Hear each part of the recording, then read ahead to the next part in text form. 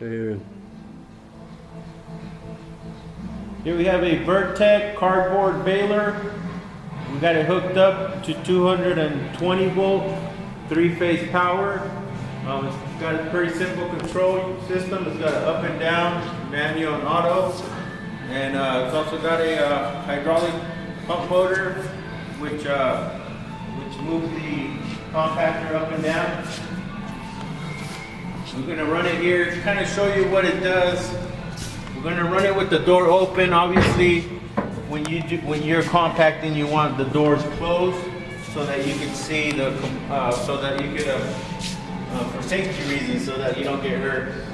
But right now, we got it open so that you can see the compactor go up and down.